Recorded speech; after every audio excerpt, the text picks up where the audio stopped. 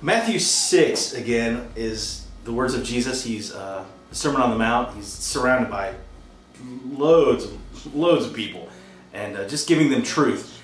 And today we're talking about what he was talking about in verse 19, and that's treasures. Letting your treasures be the things that are in his kingdom and not the things that are in our world. And we have a propensity, because of the culture we live in, to favor first or seek first the things of this world instead of the things of the kingdom of God. We want financial success. We want to be really well known. We want to achieve greatness.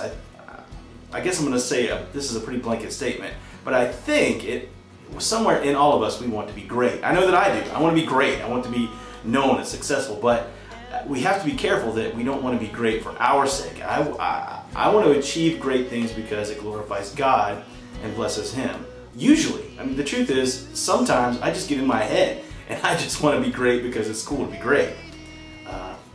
And you probably in your life will face the same thing. But Jesus said that we must first, primarily, and really only lay up treasures in heaven where they are eternal. The treasures that I can amass for myself here on earth, whether they're financial, material, whatever, those are all firewood. They're not going to go with me when I'm gone, and eventually when all this world is replaced with what God has in mind for eternity, that none of that stuff will survive. It'll all be replaced by things that are better and holy and pure. So we have to start off by first deciding to let our treasures be God-type treasures, not man-type treasures. There's two big categories: creator, creation. And if we ever desire the creation more than the creator, that's where our treasure is. It's in the creation. It was created, it has a beginning, it has an end.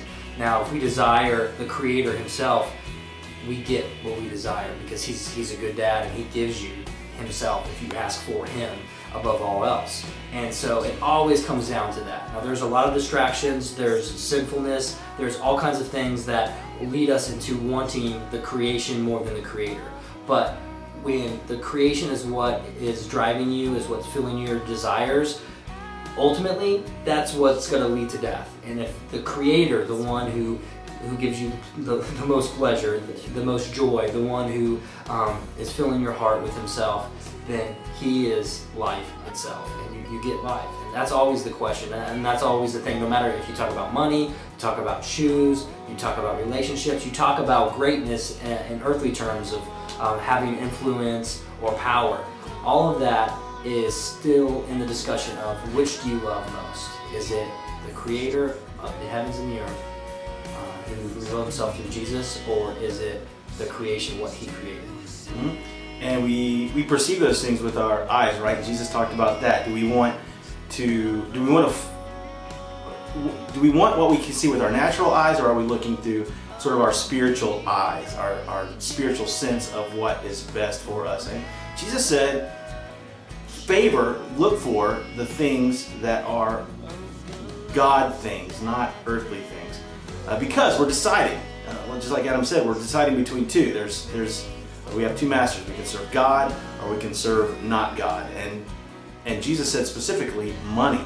That money is the avenue down which people travel into the darkness. And so our encouragement to you today is to decide. You sort of have to make this decision every morning, I think. Decide today I'm going to serve God and his kingdom and store for myself treasures in heaven, not treasures on earth. God is putting together for me a big basket of blessing every day, and he is for you too. And let him add to you all those things that we sometimes find ourselves chasing after, when he knows it's good for us, it's best for us, and it's right for us. Of the love that never fails, the faithful and